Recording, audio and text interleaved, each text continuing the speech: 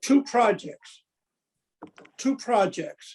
I have with me several of our committee members who will introduce themselves as we go through the presentation. Let me just mention, they are members of the Board of Directors of the Friends of Sleepy Hollow Cemetery and form the 2022 Planning Committee for our 20th anniversary this year. They are Priscilla White Sturgis, Sylvia Sawyer, John Gardella, the three are present. Susan D is not able to be here, and Nancy Riley, I understand, is in transit from a much warmer climate. We have two proposals. Each has been submitted to the leadership of the Cemetery Committee on PDFs. One is a 7-page PDF. The second one is an 8-page. A lot of thought and foresight has gone into these proposals. Our board has reviewed them and has unanimously supported them. And we have apportioned appropriate funding to, pending the approval and the acceptance by the Cemetery Committee, we have apportioned sufficient funding to cover each of these giftings to the town. The end line would be, we would like to see them accepted and accomplished no later than, but hopefully earlier than September 17th, 2022. The reason for that date is that is the date set and established for our anniversary breakfast. At which point we would like to show those in attendance what we have gifted to the town. The earlier time would be appreciated because we are going to do a town-wide mailing early to mid-spring, and we certainly would like to at least indicate in that town-wide mailing that the gifts have been accepted and will be publicized once they are completed. Enough with the preparatory remarks. The first item concerns the replacement and installation of improved bollards at the Melvin Memorial. Our understanding is that several of you present today have indicated that that would be a worthwhile project. We have taken a look at them. We are prepared to show you today specifications as well as cost estimates for two varieties, one being aluminum and one being iron. And we look to your input as to which would work better. We also have included an estimate for installation of such items by Einstein Solutions, and we understand that they are a contractor that currently works in the cemetery. So with that, let us take a look. Priscilla, if you could put up for us the second page of the bollard proposal, which is a picture of the current situation. There's our covered page. Thank you. There is what is currently at the Melvin Memorial, put up, I presume, for the dedication that had taken place in June. Can we turn now to the proposed bollards with the vendor by Reliance Foundry? Sylvia, would you like to come in now, please? And since you have done extensive research with the company on this, to talk about what is being proposed here. Sylvia Sawyer, Winter Street in Acton. So the picture, the first picture of the Melvin Memorial shows that the present plastic temporary bollards are not really suitable for something. So when you've spent so much money and time making the monument, restoring it, making it look beautiful. So we looked into different bollards, and it turned out, when I spoke to Tish, it turned out that she and I had both been looking at the same company, So if you go to the page with the bollards, these are the ones that both Tish and I had looked at. So I'm hoping that there's an agreement of sorts already there. These are what they call monumental. So they should be in keeping with the time period of the statue, and also on the other bollards that you have on the cemetery.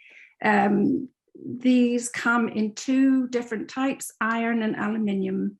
The only factor in that is the aluminium. These are going to be removable bollards. The idea is if you ever need to use to get the Melville Memorial for a certain presentation or filming or anything, that they can be removed. They have receptacles that go into the ground, so these can be removed. So that becomes important whether you want to have aluminium, which would be the lighter option, or iron, which would be solid, more solid, and obviously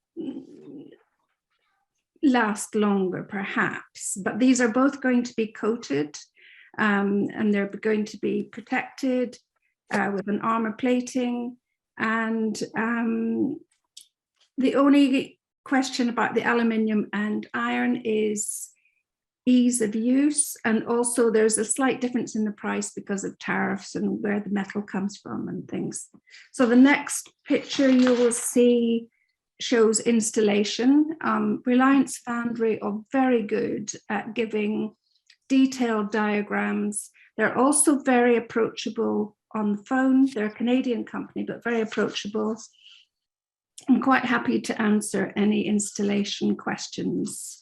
The next two pages are just simply quotes, one for the iron and one for the aluminium. And then the last page is one of the only the few companies that have got back to me about installation. We understand that getting the bollards is one thing, and then being able to install them is another thing, because the cemetery committee are constantly, their work schedule is constant. So we are proposing to actually pay Einstein to do the installation in order to expedite the process. And we thought Einstein would be a good company to suggest, because they work already with the cemetery and they'll be aware of all other sort of aspects of what the cemetery wishes for building and installations. So that concludes that project. And we're hoping that because this is something that you had hoped to get round to yourself, that you will enjoy having it as a gift. Okay, that is very well done. Thank you so much. I do have a question. 1 second, please. I do have a question, and that is, and maybe Tish might be the one to answer it, I don't know, but I thought that these bollards were put up to stop a vehicle from hitting the monument. And that was one of the reasons. And that being the case, would it make more sense to have the iron ones than the aluminum? If we're trying to stop a vehicle from hitting and damaging the monument, it just seems to me you'd want something very strong to perform that function. Apparently the aluminium ones are capable of doing that, but Reliance suggested the iron simply because the tariffs are different, and because the aluminium ones are based, come from China and they have higher tariffs. The iron one, it would be up to the people like Tish, who would be probably the ones that would have to sort it being removed at some point. It's the heaviness of that would be concerning, but apparently they both are perfectly capable of resisting any kind of traffic. Okay, very, very good. Very interesting, Sylvie, and very well researched. Thank you so much for doing that. And I think at this point should we have a vote on this, or how do we plan on handling this? I'm asking the committee because I don't know. I think in order to accept the gift, we'll need to take a vote, but perhaps we should have a bit of a discussion now. Does that work with everyone on the committee? Yes. Or does someone want to make a comment? And then from there, we can go to a vote. So who wants to be the first to make a comment? Leo, may I just make one comment real quick before the committee vote? So the committee can't actually accept the gift due to the value. That needs to go to the select board to accept a gift of this value. So it would be more of an endorsement of the cemetery committee. Okay. Endorsing that recommending that the select board accept the gift. Okay, perfect. So I guess what we should do right now is just ask for any comments or further discussion, and then just take a vote to endorse that we accept it. Leo, I have a Hi, question. Yeah. Yeah, I don't know how this will sound, but did you say there were 2 gifts? So Yes, this is just the first. We're just presenting the first one now, and then we will do, once we sort of have a yay or nay, we'll move on to the second. Thank you. Yep. All right. I Other guess, questions? I Okay. just, and I mean, so thank you so much for everybody. I really appreciate it. It's amazing. I guess, are we also deciding on the iron versus the aluminum, or are we just endorsing one or the other? Just, do we need to have that conversation of which particular one that we want at this time? Yeah, I think that's a good way to go, Brian. I personally think the iron is a better way to go. And I think that's what I hear Sylvie suggesting too. If there's anyone that wants to make an argument for the aluminum, now is the time to do it. May I make a comment, Leo? Sure. I would just like to postpone a vote on endorsement until I've actually read the document. Okay. I'd like to read it and think about it, and then come back, and we can make an agenda item for next month and say endorse it and go forward. But in general, I don't like making a decision about approving or disapproving any request without actually reading the materials that people so carefully prepared for us. So Right. I'd like to, pay respect to the effort and do the due diligence that we should do. Okay, Rod, that makes a lot of sense. And I was under the assumption that everyone was sent the documents. I have not received the documents. Has anyone else on the committee received the documents? You So know, I have to apologize for misunderstanding. I was under the impression it was a presentation, so that's why I did not include it in the packet. I figured that the Friends were going to present it today, which is why I did not include that part in the packet. Yeah, so perfectly understandable and perfectly reasonable. I just would like to, take it and even just to think about it for, 15 to 30 minutes and then, make an informed decision. So I see no reason not to say yes and with gratitude, but I still think we should honor the effort by doing our own review in a way that respects the effort that the members of the Friends Committee have performed in terms of preparing this proposal. Leo, may I just make 2 comments? Sure. One was, if I was under the wrong impression, I'm sorry about that. But we had been asked for advance information about the items that we were going to present today, and I did send those on to 2 of you. I'm sorry they didn't get out, and I'm not blaming anybody, but I was under the impression until early this afternoon that you folks all didn't have a copy of that. But we did send it out at the end of January, so that it was clearly presented, so that this afternoon wouldn't have been the first time that folks were seeing it. So I just want to be clear on that.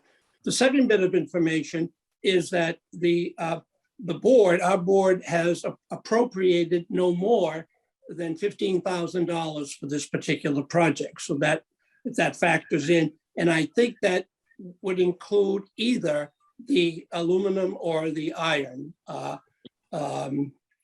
materials for the bollards. I just wanted to clarify those two items. Thank you. Okay, Kevin, thank you very much. No, and like I said earlier, I got a copy of it, but I assumed everyone else did. Yeah. And they didn't. So I think it's appropriate to take Rod's suggestion and put it on the agenda for the next meeting. Can I, Leo, may I say something to this? Sure. We're actually asking if Aaron or one of the other attendees from the town could just clarify what's the appropriate channel and mechanism for something like this to be handled. What would have been, what's the best way for the Friends or any other organization to convey important information to the committee? That's a good question. So I would say that the process that happened and is currently taking place right now is the correct process. So we did ask the Friends to supply that in advance so that myself, Tish, and the operations folks could review the plans. We found them acceptable. We'd seen that detail before on our previous conversations in years past about the installation of these bollards. Construction methods are fine. You know, we recommend the iron to be installed if you were to ask our opinion. But you know, the reason they weren't supplied to the committee at first is because we wanted the opportunity of the Friends to present the documentation to the group. If the committee feels they need more time to deliberate on whether or not they want to endorse this, that's up to the committee to do. But from an operations standpoint, we have no issue with moving it forward. We would have provided comment back to Kevin and the Friends if we felt from an operations standpoint and an installation standpoint, it wasn't appropriate. That way, that's why we asked for it in advance, so that we could review the plans, make sure that they were, you know, acceptable material. It wasn't something that, you know, wouldn't be appropriate, that we felt.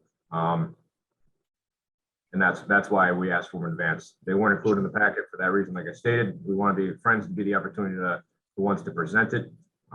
They can speak to it. We're here to advise on, you know, if we're asked our opinion. Right. So the appropriate channel is to go to the town, go to the staff. The appropriate channel to reach the committee is to go to through the town staff. That's how it should work. Is that correct? Okay, thank you. Once we receive information, you know, we'll send it out to committee members. You know, individually, that's why we tend to blind copy everybody so that when committee members respond back, they're responding to staff members only. They're not responding to each other to violate any type of open meeting rules and regulations. So, you know, we typically will send out information that the entire group will get, you know, as part of the packet, or we'll present it here for the first time at the cemetery committee so that everyone could see it at the same time and have those discussions as a group. There's not side conversations going on.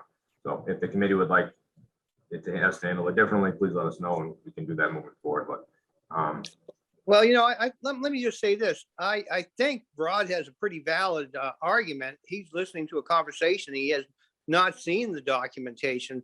I think in the future on something like this, it would behoove us to make sure everyone gets it. I got it, and I falsely assumed everyone else had it too. So maybe that's the way to go in the future. If we're going to be discussing it, let the committee members get a look at all the research that's gone into it. It's also just informationally, nothing I would have ever thought of, because these bollards, and it's the exact same bollards that Sylvia and I had found, same color, same company, same bollards, were part of the original plan for the restoration for the Melvin back in 2019. We just didn't get to do it because we ran out of time. And then COVID happened and we didn't do it. So this is all something that a past committee already knew all about and was on board with, and we were moving forward. So nothing I would have ever even thought about being a new issue. No, I understand. I think that Rod has a valid argument, and that you know, maybe in the future it would just, if we're going to be discussing something like this, the documentation and the work that's gone out, you know, going to the committee would avoid this type of situation. Okay. Any other comments? So we're clearly not going to vote on this right now, but I would like to see it on the agenda for next time, and then also make sure that it fits within the Friends calendar, which I believe it does. So I think at this point, Let's plan on having it on the agenda at our next meeting to vote on by the committee.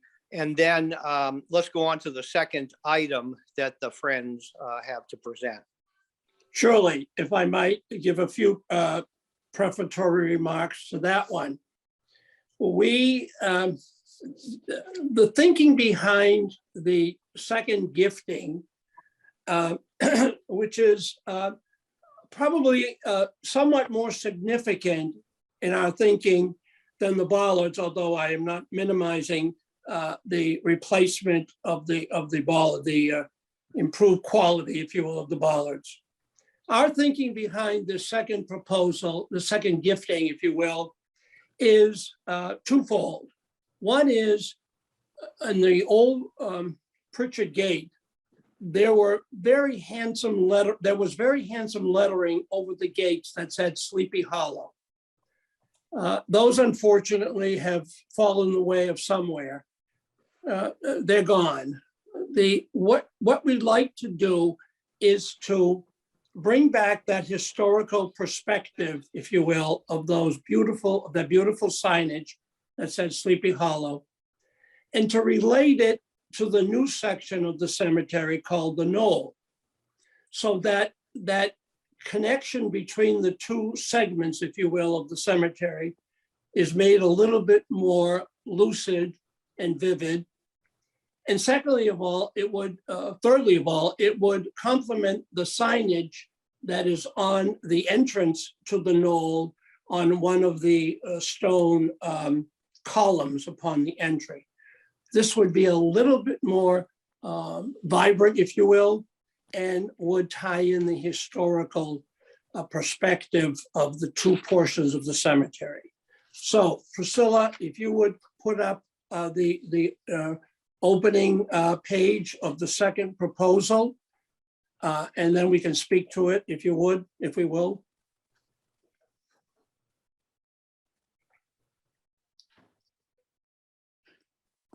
Page 2, please.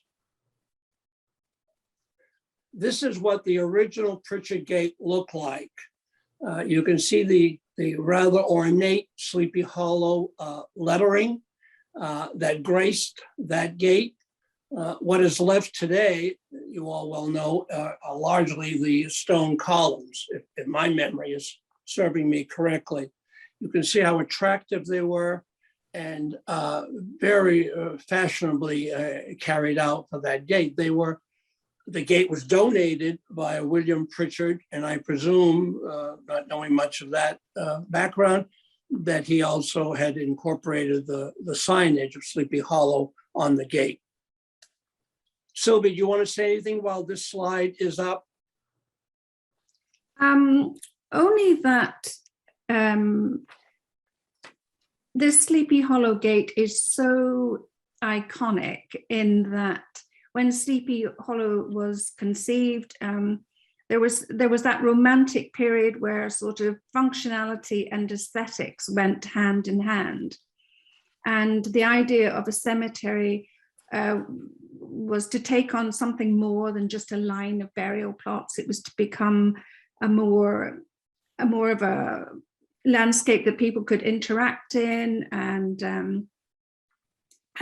that's the sort of feeling we want to recreate in the knoll. And the knoll has its own complications because it's separated geographically by that dip in the road. And at the moment, there's no sort of, it doesn't look as if it's connected historically in the same way. So I don't know, are we going to go on with the presentation, or do you want to say more about this, Kevin, or? Well, let's move on. And the third slide is a picture of the current gate situation at the knoll. Priscilla, please.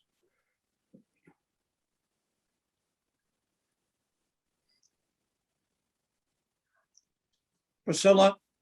It's good again. Okay. That's the current situation with the gate closed. Now, it normally is not closed. The two movable sections are usually pushed back, and there are the two signs on the stone columns there. we opened, we closed the gates for the sake of the photo. So you would get have a clear perspective of what the area looks like when the gates are closed. Any comments, Sylvia, on this? Well, only that I wasn't aware that this was part of Sleepy Hollow for quite a long time, because to me, from the outside, it looked more like some sort of water plant or municipal building or something. There was nothing, you know, people are enticed into Sleepy Hollow, you know, there's that, whereas this didn't give me that impression. And so this is what we just wanted to add something more historic to this gate. The next slide will show you where on the permanent pieces of the gate attached to the stone columns, those two pieces do not move, one on each side. And thanks to Priscilla's skills, you can see where the lettering would go in the red portion there, so that it would always be visible, because that portion of the gate, again, does not move. Sylvie, or Priscilla or John, by the way, I don't mean to be leaving you two out, because you both are here as part of the planning committee. Please feel free to throw in comments. Sylvie, any comments by you, first of all? Well, I suppose I want to say that if the committee could keep in mind these areas that are outlined in red, because if we look at the original Pritchard Gate, you'll see that the words Sleepy Hollow have this kind of arc where they're written, and we're very fortunate in that word Sleepy and Hollow have exactly the same number of letters in them. And the idea is that this red section would be removed down to that bar, that's the bar that's resting on the bottom of the red, and be replaced with ironwork, which we'll show you a more visual picture of that in the next few slides. But if you can keep in your mind's eye that that's the area we're talking about. So can we have that next slide, Priscilla, please? Yeah, that's great. This is what it would look like in pretty good, not pretty good, excellent, we think, reproduction of the I love Sylvie's term, the romantic lettering, if you will, the style to fit permanently on the two permanent sides of the gate. Sylvie, your comments, since you did most of the work? Well, so this is really to take away that we're very lucky in Sleepy Hollow follows the line of the road. You could look into it and you get a whole feeling of what's behind, what's in there. Whereas the Knoll, we just wanted to create some historic link between that and Sleepy Hollow, so that it's all one and the same. We wanted to try and give people that curiosity to sort of come in.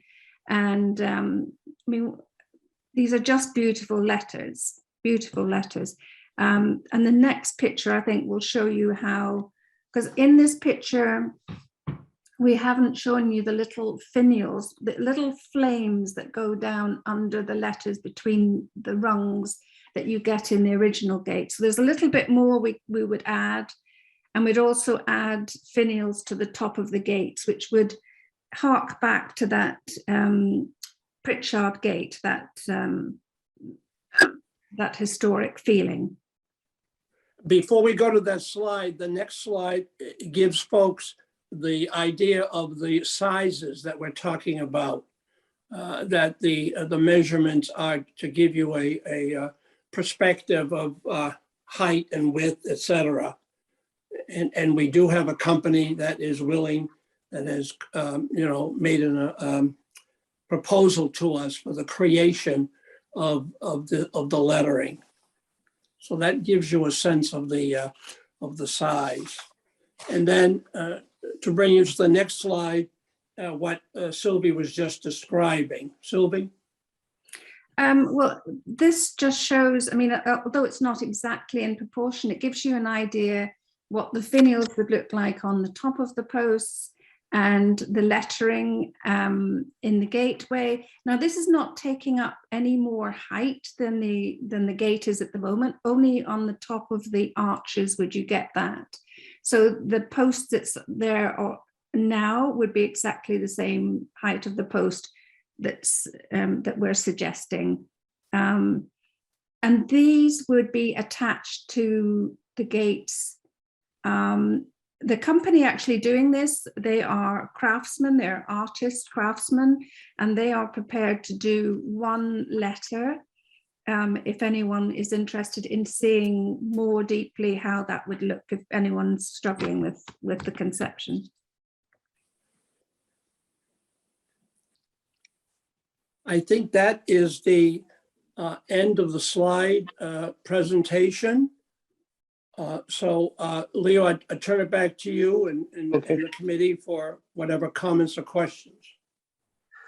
Okay, thank you very much. And obviously you've done a lot of work and put some effort into this, and I think we all appreciate this. I would just like to ask a question probably to Tish, because it seems to me that the only time the gates are ever closed is when there's a snowstorm. Only close the 4 gates to the older section. That section stays open. It stays open all the time. Well, it's open all the So time. then people wouldn't see what was written on the gate. So Leo, this is not the section where, that's why we showed you what it was like with the gates closed. Oh, okay. This is the permanent, non-moving parts to the gate. If you go back Oh, to there, you see the bits on the left and right that All right, between the okay, yeah. pillar. So, Yeah. So they would go okay. they in there. They'd be next to the pillars. Okay, I get it. All right, that clears it up for me. Thank you. Does anyone else have any questions they'd like to ask the friends? I would just like to say, wow, this stuff is very cool, very conceptually just really beautiful, and love the lettering. And looking at the illustrations, I could only think of Edward Gorey kind of working his way in there some way. Yeah, Nice stuff. Thank you. nice stuff. Exactly. Thank you very much. And I guess should we on this particular item of the Friends proposed gifts, should we perhaps hold off on this again for another month? As Rod had brought up, he didn't have a chance, or the committee didn't have a chance to review this. So assuming it's all right with the Friends and we don't impact negatively on your schedule, it makes sense to me for us to honor Rod's request and get this information in writing out to the different committee members, and then we'll vote on it next time. Does anybody have any comments on that? Let me just say, it would not impact our planned schedule.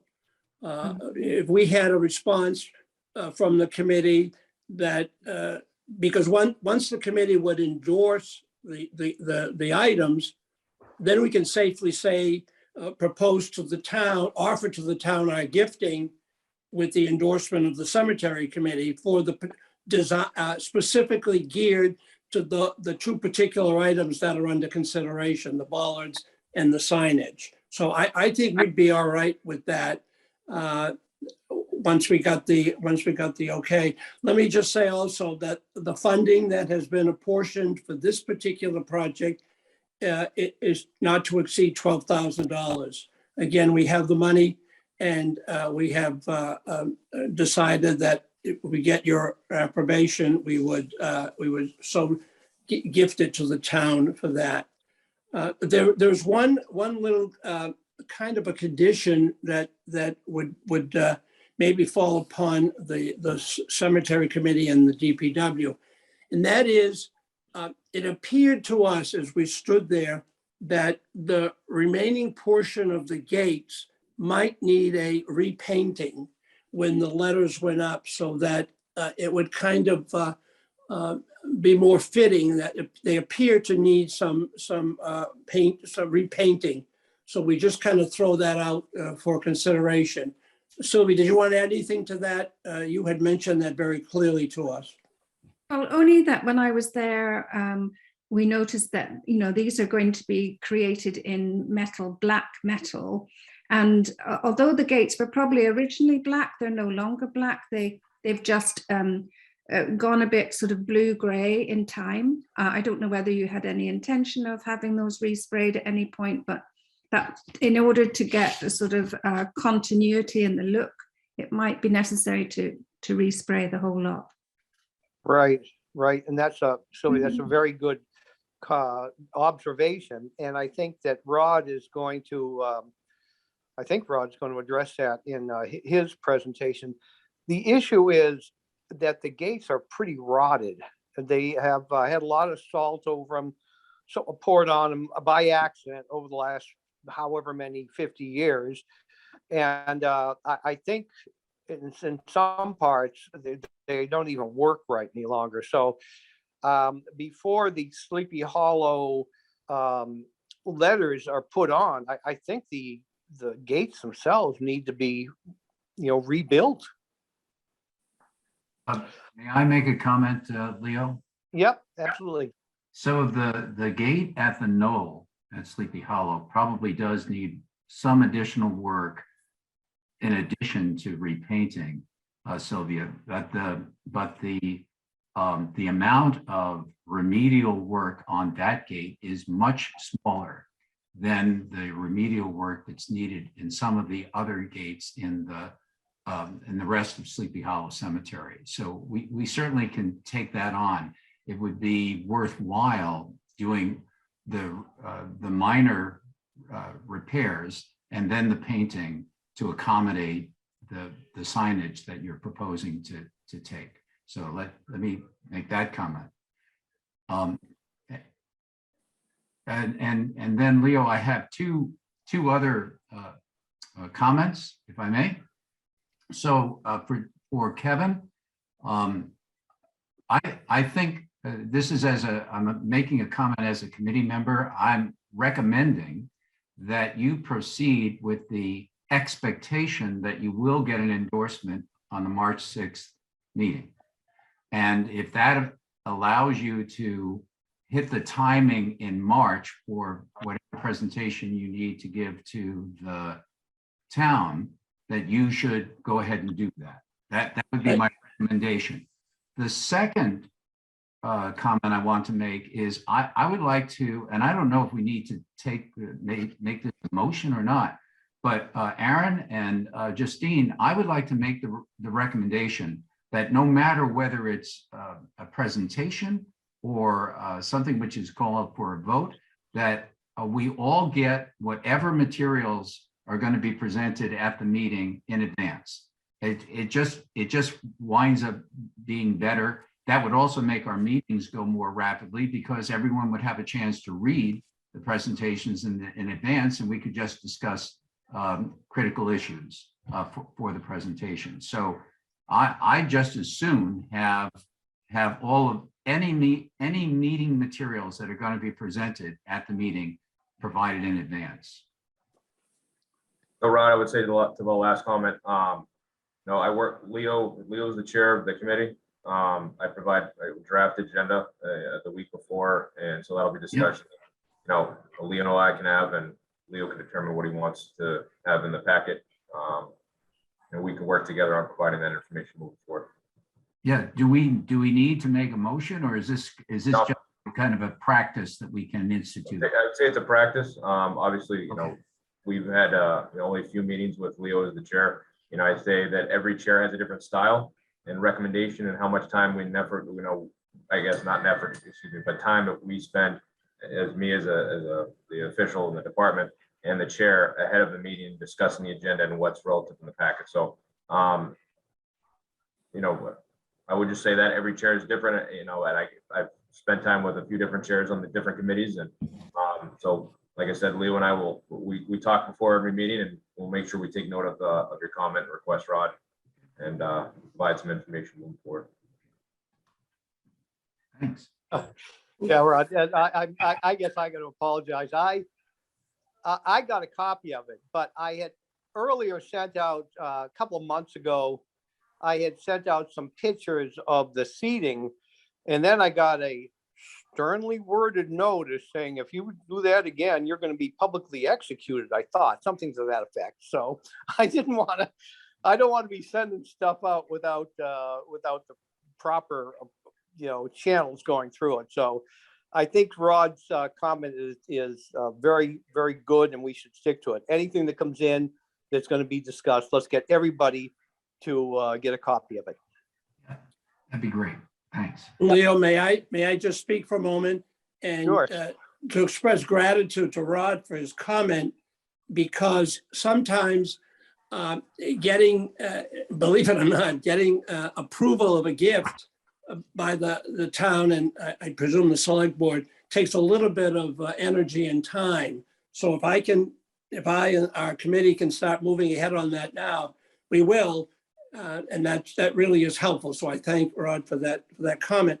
The second comment I would make is John and Priscilla are both here as members of the planning committee. And I don't know if either of them wants to say anything because they were kind enough to attend along with Sylvie and myself. So Priscilla and John, if you wish to say anything, I don't want to usurp authority of Leo here, but give you a chance on the part of the committee, of our committee, to say anything. You're muted, John.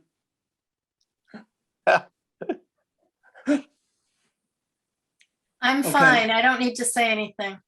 Yeah, Okay. I was just gonna say, I don't need to say anything. I want to thank the committee for having us and for Sylvie and Priscilla and the rest of the subcommittee for putting all the hard work into for these two projects. But thank you, committee. It ditto. Leo, can I just ask a question? The finials, are you guys definitely set on the finials? Because when I was looking at the old picture, I didn't see finials. And I was just wondering, if that's somewhere else in the cemetery that you're trying to attract? If it's trying to attract a certain time period, and if so, historic commission, that type of stuff. So I love the sign, I love the name, see that combination. Finials, I don't know, from the picture was a little much. Very interesting you should say that, because one of the other options, looking at the original photo of the Pritchard Gate, one of the other options was to do a stone ball, a stone ball at the top to match the picture of the. So well done for spotting that, because I had used, I had taken a sort of pattern from the gate and replicated that as a sort of top, to sort of keep the theme going. But if you look, that maybe a stone ball, but why we didn't do it in this presentation was that would have meant contacting another professional and getting another quote and everything like that. So we just left it out for the time being. I mean, it could be that we don't do anything at all at the top of the pillars, and that might be something else you want to consider, or leave in or leave out, depending on how far you want us to take this. Great. Well, thank you. Thank you for your work. Really appreciate it.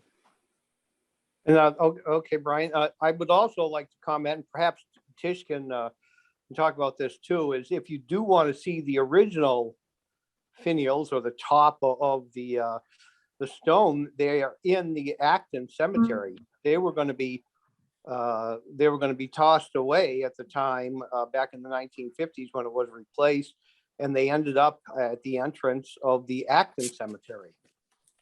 What did? Pardon? Sorry, what ended up in the Acton Cemetery?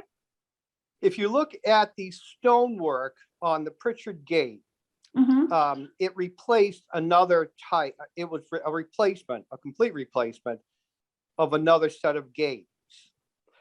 The tops of those gates are now in the Acton. Those tops right there, they are in the Acton Cemetery. Oh, Interesting. can we get them back?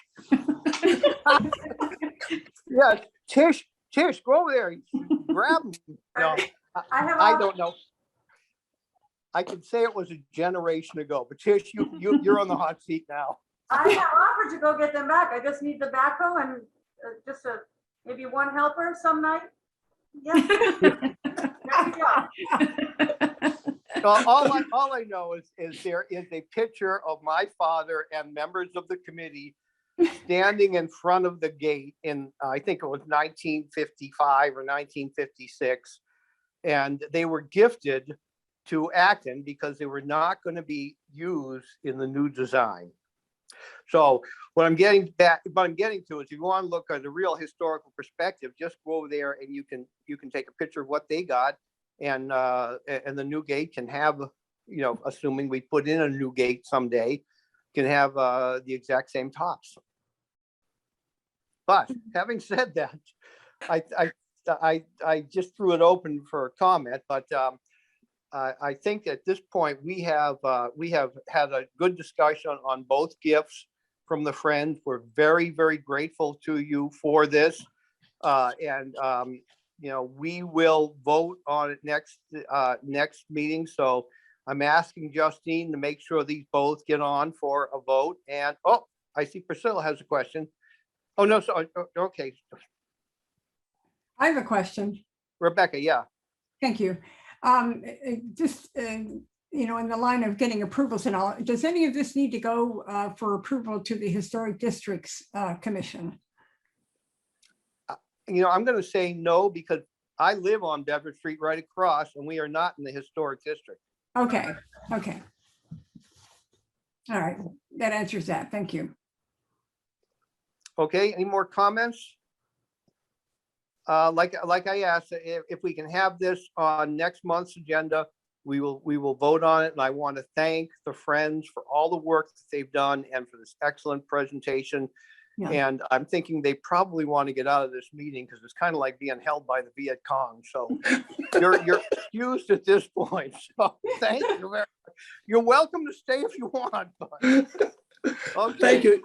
You usually welcome. extend that invitation and I graciously rescind the, say gratefully deny. I don't take the invitation. Okay, thank you. Thank you, Everybody else wants folks. to have their dinner, so we're going on to D3 now. So thank you very much. Okay, D3, which is I think Tish, it's a lot request from the Olet family.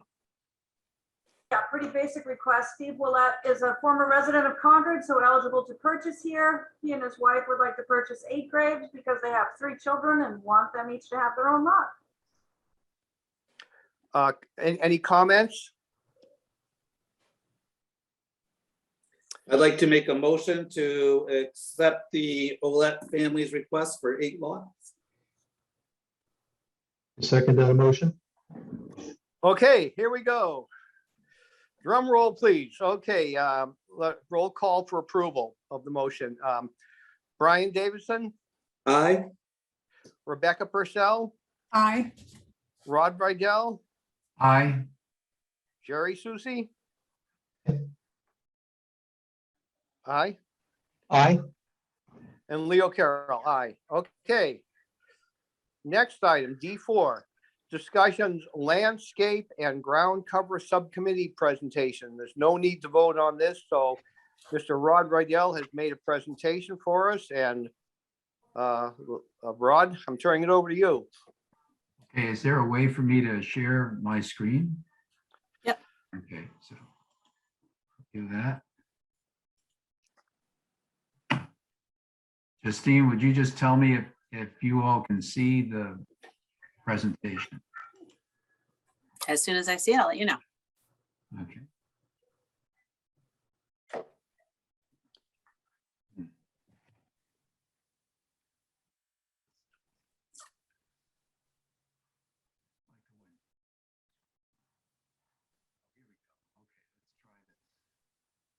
Okay, one Yep. moment. It started. Okay.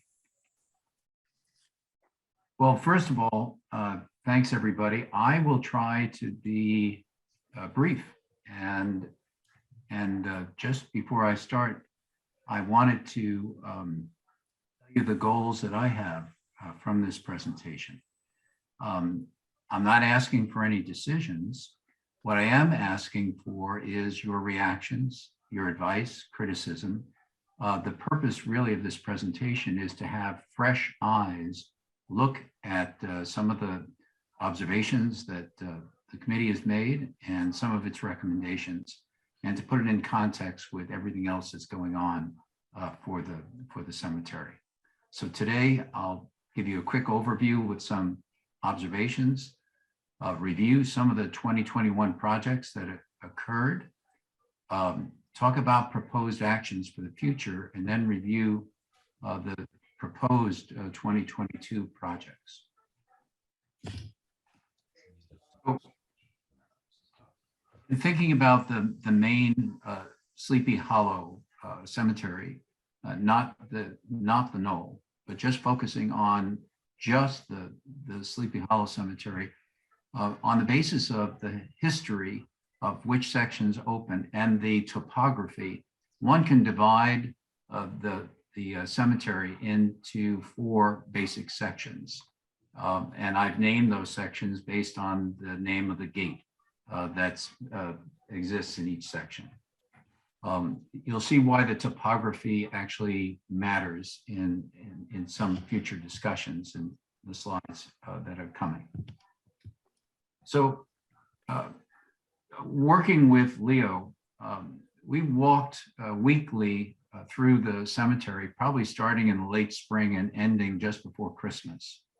And as a result of that very educational experience, I think we can make some initial observations. There's remediation projects that are needed throughout the cemetery, but most of them are located in sections A and section D, the New Hill and Authors sections. The remediation categories are basically 3. Ground cover, which involves restoration and erosion control, trees, which involve pruning, removal, and replacement, and the repair or the replacement of structures, whether it's metal, the gates, rails, doors, or walls, stone walls, or grave markers. And several remediation projects would be best addressed with an integrated approach. And that is that it doesn't make sense to try and restore ground cover in a region if it's constantly being eroded, and if the erosion is caused by the lack of a tree uphill, which doesn't allow any water retention in those areas, and which is now not only eroding the ground cover, but it's also eroding the gravestone markers, which are causing them to fall down and possibly break. So some of the remediation projects, as we looked weekly, we began to appreciate that there were some that we could isolate and perform in a very focused manner, and others are going to require an integrated approach. When we looked at the repair projects, the ground cover repair projects that were done in 2021, and the funding source was the department's capital budget, there are basically 3. Took place in the Authors section D, by the Beryl Graves site, and another by the Ephraim Bull Graves site, and one by the Melvin Graves site. And when one looks at those, one sees the challenge. August 24th in 2021, after loaming and seeding, there was quite a bit of rainfall and quite a bit of erosion occurred. October 30th followed another loam application and a reseed. And in December, we have some areas that where the grass is taken and other areas where it hasn't. I just show these to point out that these are challenging areas in the cemetery, and even with repeated efforts, there are times when nature just overwhelms the efforts that have been made. So we shouldn't walk away from any of these. We've got to follow up, and we've put a lot of effort into it. We want to keep what we've gained and gain back the rest. So some of the issues are, there's direct afternoon sun in this area, Beryl grave site, and significant rain runoff from the uphill slope causes erosion. So in 2022, for follow-up, we might want to test some small plants and shrubs to decrease the rain runoff and kind of stop this flow of water that erodes this area. And we want to monitor the new grass monthly in bare sections. And because we've got some growth of grass in here, we might want to just reseed or put in plugs in the bare spots with drought tolerant grass varieties, because this area, the ground cover basically faces three significant challenges throughout the cemetery. In areas that are affected, there's very little shade. We don't water, and so if there's drought, we have to have drought tolerant varieties, and we don't fertilize. So we have to have varieties of plants that will tolerate tolerate nutrient, poor soil, or be nitrogen fixing or mycorrhizal symbiotes to pull in their own nutrients. At the Ephraim Bull site, things like Tish actually did this, and it was one loam and reseed, and it's looking good. Of the three sites, it's probably looked the best after a single remedial action. But we do have issues going from uphill. If you look by the stairs there where the arrow is and the uphill slope, you get significant water stress and runoff from the uphill slope causing erosion. And where it's possible, I'd like to test some small plants and shrubs to decrease the runoff. We could try something like little blue stem grass, which is drought tolerant. There are other alternatives as well. And we can monitor the new grass that surrounds the bull gravesite itself. In the bare sections, we can test alternative ground cover species. And we'll be coming back to the committee in a few months with specific recommendations about what ground cover species to try. And then there's probably the most challenging of the three sites that received remedial action this past year. And it's the Melvin Brothers grave site, on Glade Avenue near the Author's Gate. Tremendous amounts of erosion just because of the tremendous amounts of rain following the application of loam and seed. This is an effort which has resisted or overcome efforts to correct it for 3 consecutive years. And there's variability in the area. Some areas are actually doing quite well, as this picture in October 30th, 2021. They're doing quite well. They're getting some shade, and they're doing great. And then there's other sections which are, started off looking good, and then absence of rain, whatever, they've really done, disappointing results. So for these, we have a couple of issues: the steep grade on this area, the direct afternoon sun with little or no shade means that you're going to have really heat tolerant and drought tolerant plants, and then the significant rain runoff from this uphill slope that causes this erosion.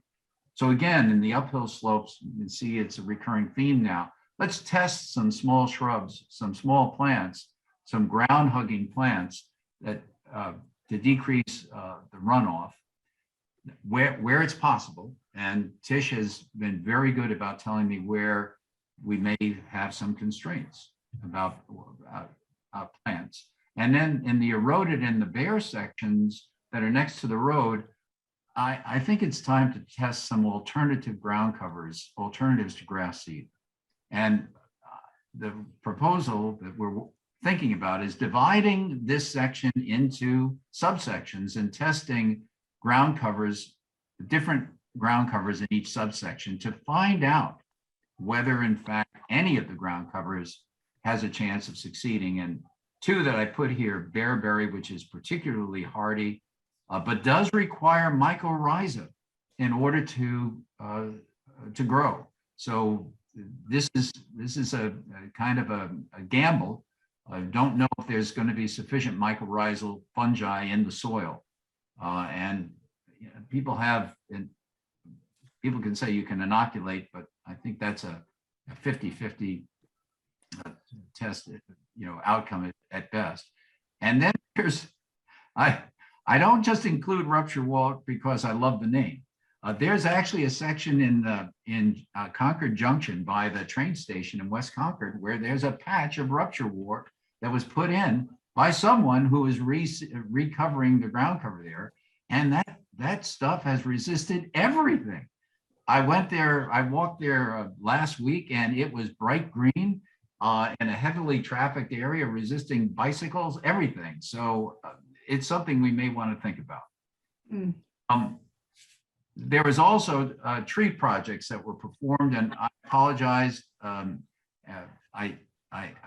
didn't go and place the trees that were actually replaced, but as you can see, there were a couple of projects in 2020 where oaks were removed, and other 5 or 6 other hazardous trees, and then in 21 a hazardous pine and a dead pine were removed.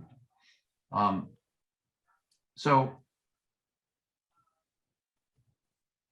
just with that review of some of the work that was done, I'd like to just tell you some of the ideas that as a subcommittee we're proposing to act on restoring the landscape and ground cover in the cemetery.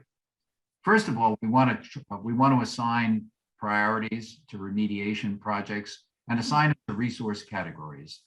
Are there some that can be performed that can be funded by the annual department capital budget? Are there some that are going to be so large they require a grant? And are there some that could be performed as a gift by volunteers? And number two, identify what the priority projects are for the year. And you know, basically on the basis of our guidance and working with the department, come up with a joint recommendation for what should be the priorities for the year for ground cover, trees, and structures. We don't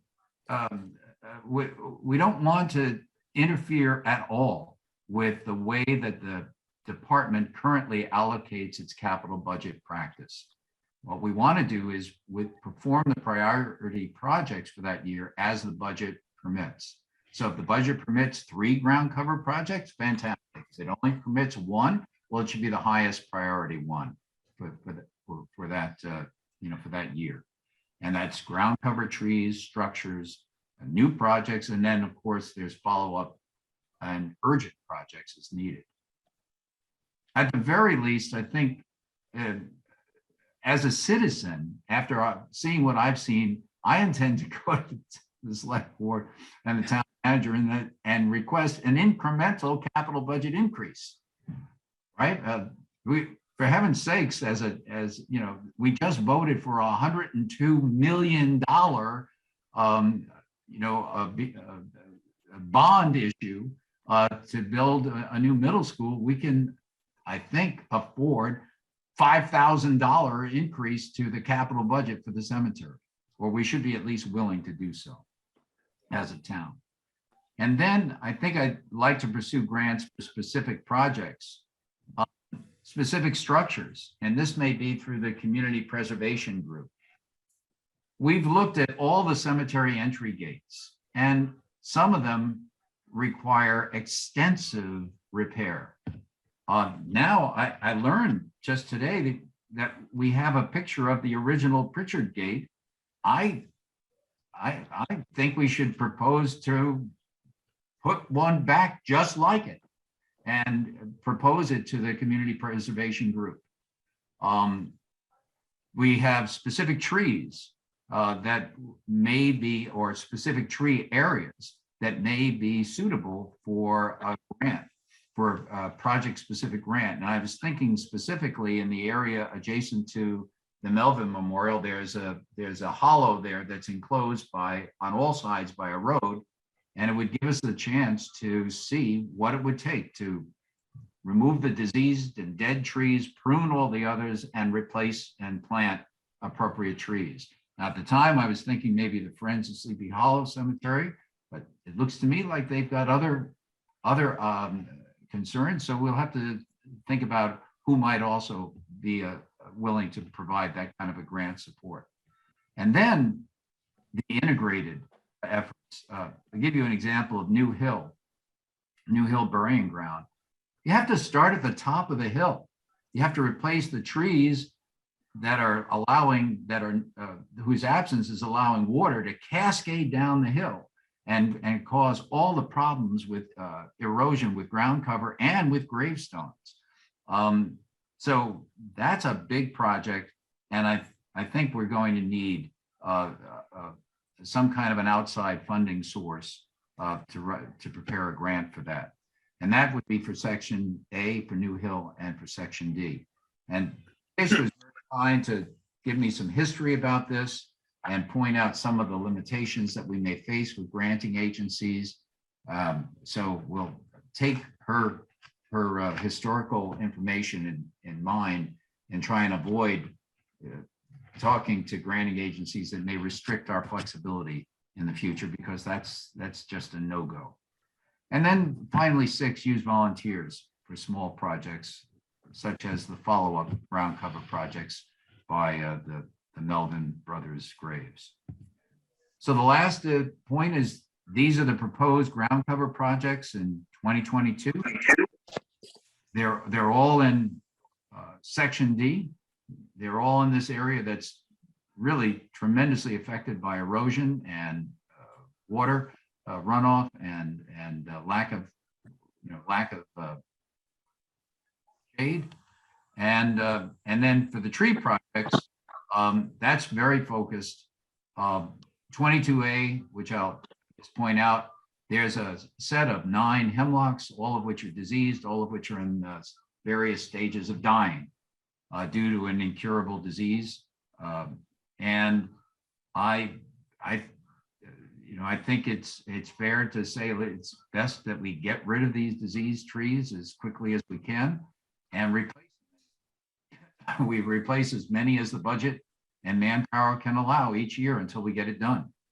And then there is that other area, this hollow that's adjacent to the Melvin Memorial, which could also be a subject. So that's the presentation. Justine, if you could send the presentation out to the committee members after the meeting so that people could think about it. I'll look forward to getting people's thoughts at our next meeting and suggestions about where we go from here. Thanks. Thank you, Rod. That was excellent. And it's such a challenge that we have before us. There's so many moving parts on all this, and I think we're doing work, almost like pioneering work as far as climate change is concerned. It seems to me that we're not able to say, well, let's just plant another one of these types of trees when we have so many of our tree stock diseased and dying. So we have to, there's a lot of thought that needs to go into this, and I applaud you for putting all of this effort into it. And like you say, I don't think we need to vote or anything like that right now, obviously. But does anyone else want to make some comments about the presentation? Well, just that it was very thorough, and I personally am looking forward to getting a copy of the presentation. I really love the idea about looking for other kind of ground covering. Obviously the grass has been tried a number of times. So I think it's fantastic. And thank you guys for going out and talking with so many folks, trying to find various ground covers that may work in these areas. So looking forward to the spring. It's definitely a work in progress, Brian. I mean, we have some candidates, but we still have to assess the ability of doing it with Tish and with Aaron. And we have to, take a good hard look at, what's going to happen. I will tell you, and all the members of the committee, the chances of success are low. We shouldn't be discouraged. I mean, frankly, if we could have a baseball batting average, if we could bat 300, do 10 and actually succeed in 3 plots, I call that a win, because these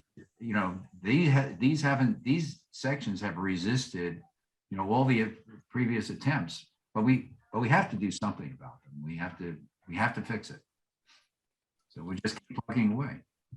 Yeah, I agree, Rod. The other thing, and I don't want to keep this going too long, but I think what we have to take into consideration is that Section A and Section D of your presentation maps, those were sections that were part of the cemetery long before there were lawnmowers and fertilizer, other than cow manure and things like that. So part of the challenge for us and the other citizens of this town are that maybe the things that we have been taught are attractive, like a manicured lawn like you'd see in a golf course, aren't the right things in those 2 sections of the cemetery. So I'm looking forward to this ride. It's going to be very interesting. And if we hit 300, that's all-star material, in my opinion. So thank you very much.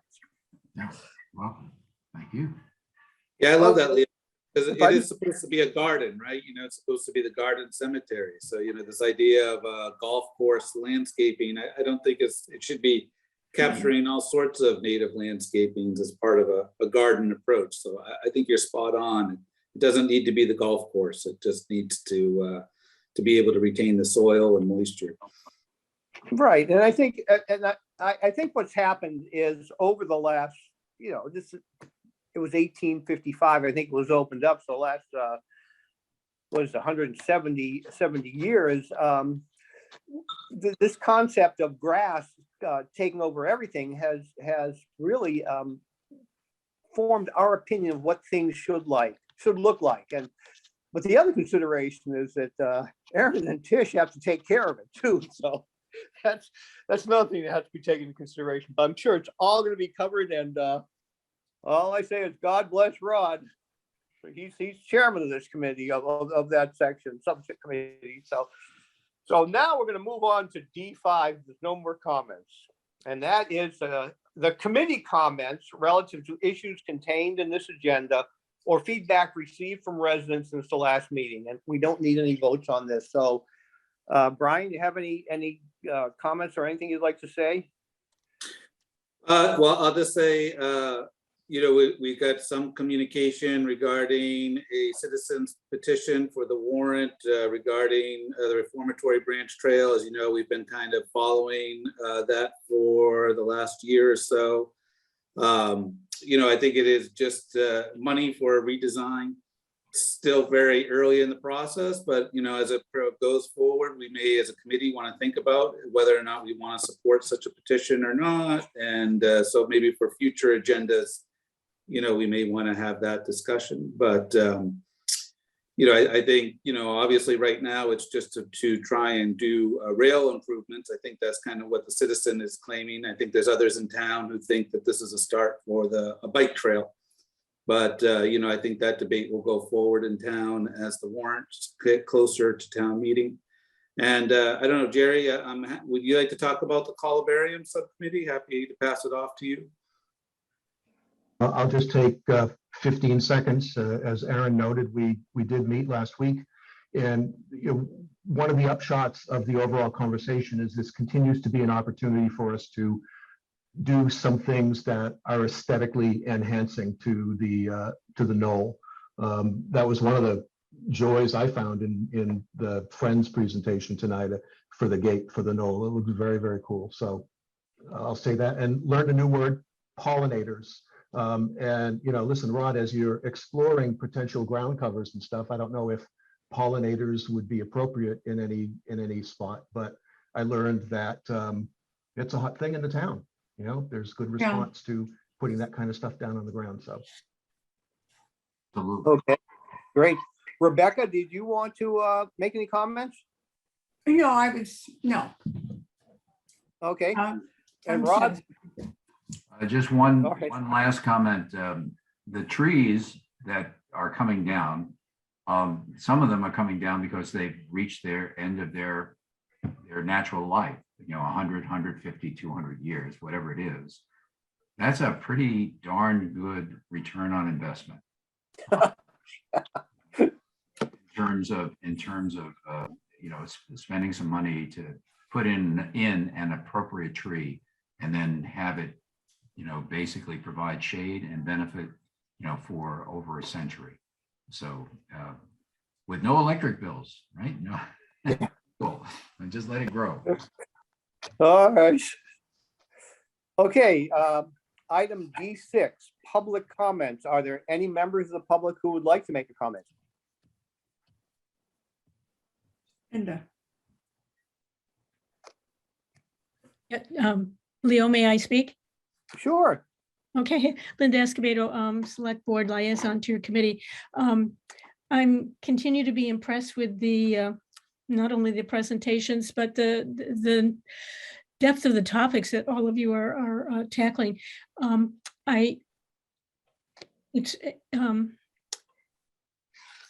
encouraging and also terrific that the Friends of the Cemetery are proposing those two projects.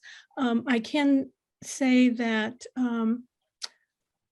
increasingly the Select Board in accepting those projects is asking questions about maintenance going forward for whatever projects are being proposed, as well as, in this case, I think, have they at least talked to the Historical Commission, as Brian, I think, alluded to and raised.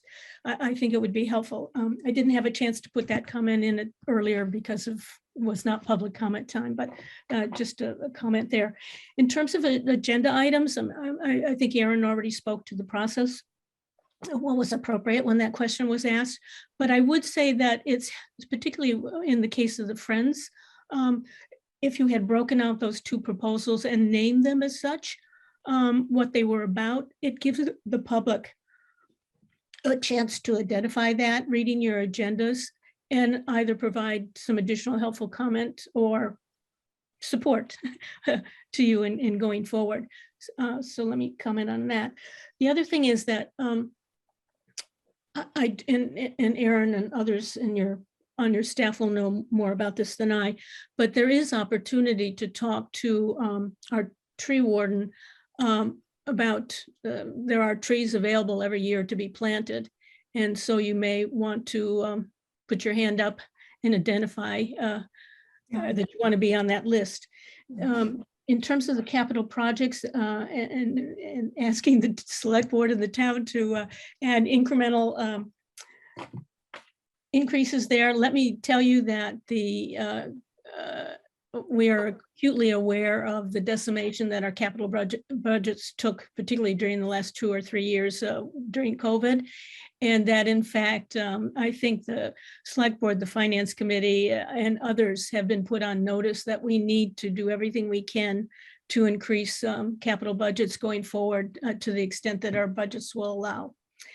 And I'm sorry to have so many comments, but you just covered so much material tonight. I feel the need to respond to at least hit the highlights here. And then the last thing I think I would comment on is that there are so many directions you can go in terms of your committee, in terms of tackling some of the things that have been identified in Rod's presentation tonight.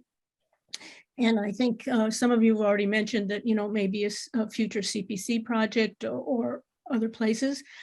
I would just comment that the attention and care, as you well know, of the cemetery as a historic resource to the town and the feeling that it plays that place is high. And that whatever project you decide to go, wherever you decide to go for project funding, whether it be CPC or other grant opportunities, what you're describing ticks off so many different goals that are in the Envision Concord, whether, and I think Leo spoke to this already, climate resilience, protection of Concord's historic resources, economic development, that because many people are coming to Concord for economic development. Yeah. So, just think broadly in terms of the vantage points from which you can seek additional support wherever you're seeking that from. Yeah. I think I'll leave it there, other than one last comment, which is to thank Aaron and his entire DPW crew for the incredible snow removal, and Tish for the incredible snow removal efforts that have been made the last couple of days. Thank you for your indulgence with all my comments. Keep up the good work. Well, thank you very much. Those are all, that is really good information for us to have, and we love having you here. And I'm going to second that about the snow removal. I see Tish, I go out every day, several times over there, and I see Tish, and she has this front end loader that is a little, it's a big thing, but it's not a snow plow. It's kind of like me going out and doing my driving with a tablespoon. So God bless her. She's tenaciously hanging on to this. And the town did a great job of cleaning the road. So with that, I think before I get drummed out of the core here, I'm going to have to go on to the adjournment. Unless someone has one last comment. One last comment. Oh.